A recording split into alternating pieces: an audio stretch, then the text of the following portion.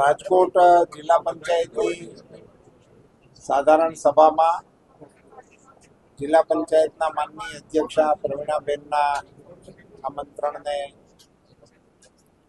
આધારે મને આવવાનો અવસર મળ્યો. બધા પદાધિકારીઓને ને અધિકારીઓને મળવાનો મોકો મળ્યો. તમે પૂછ્યું તે પ્રમાણે આજે ગ્રામ પંચાયતોને જિલ્લા પંચાયત તરફથી ખૂબ મોટી રકમની ફાળવણીઓ કરવામાં આવી છે. મને સ્મરણ કરવાનું મન થાય છે કે આપને બધાને પણ અને આપના માધ્યમથી પંચાયત સાથે સંકળાયેલા તમામ લોકોની જાણકારી માટે ગુજરાતમાં ભારતીય જનતા પાર્ટીની સરકાર મુરબ્બી શ્રી કેશુભાઈ પટેલ મુખ્યમંત્રી શ્રી હતા ત્યારે જકાત નાબૂદ કરવા માટેનો નિર્ણય લેવામાં આવ્યો અને એ વખતે એ નિર્ણયના આધારે એ સ્થાનિક સ્વરાજ્યની સંસ્થાના આવકનું મુખ્ય સોર્સ હતું. એને નાબૂદ કર્યા પછી જે તે વખતની જે સ્થાનિક સ્વરાજ્યની સંસ્થાઓનું આવક એનો સર્વે કરીને જેટલી આવક એમની હતી એટલી આવક રાજ્ય સરકાર તરફથી સ્થાનિક સ્વરાજ્યની સંસ્થાઓને આપવાનો નિર્ણય કરવામાં આવ્યો.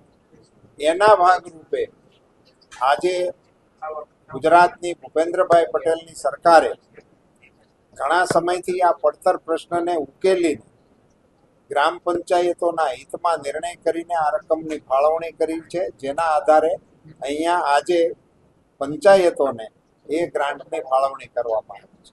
લોકોના પ્રશ્નના ચર્ચાને બદલે વિપક્ષ હંમેશા આક્ષેપો કરે છે શાસક પક્ષ સામે. આજે પણ વફાક કરી નીકળ્યા અને ભ્રષ્ટાચારનો આરોપ ભારતીય જનતા પાર્ટીના શાસકો પર થાય. આમ તો થોડુંક ઇરિલેવન્ટ લાગે છે, પણ છતાંય કહું, આપે પૂછ્યું છે એટલા માટે કે આપે બધાએ ગંગોત્રી જોઈ છે. દિલ્હીની અંદર વિશ્વની અંદર ભારતને પ્રતિષ્ઠા અપાવે એવો કાર્યક્રમ ચાલી રહ્યો હતો.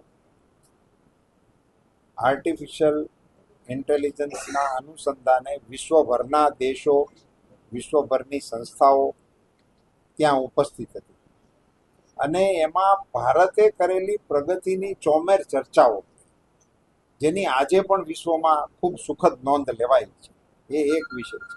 એ કાર્યક્રમની અંદર કપડાં કાઢીને જે પ્રકારે જે પાર્ટીએ પ્રદર્શન કર્યું, તો એ જ માંથી અહીંયા એ જ લાઈન અહીંયા આવે ને, એટલે એની પાસેથી બીજી અપેક્ષા રાખવી એ મને લાગે છે કે ઉચિત નથી. વિપક્ષ તરીકેની જવાબદારી હોય છે કે એમણે તંત્રને ચોક્કનનું રાખવું, તંત્રની ઉપર લગામ રાખવી, એ જવાબદારીઓને સુપેરે નિભાવવાને બદલે નિમ્ન સ્તરની રાજનીતિનો જે આશરો લેવાઈ રહ્યો છે એ આપણા માટે કમનસીબ છે.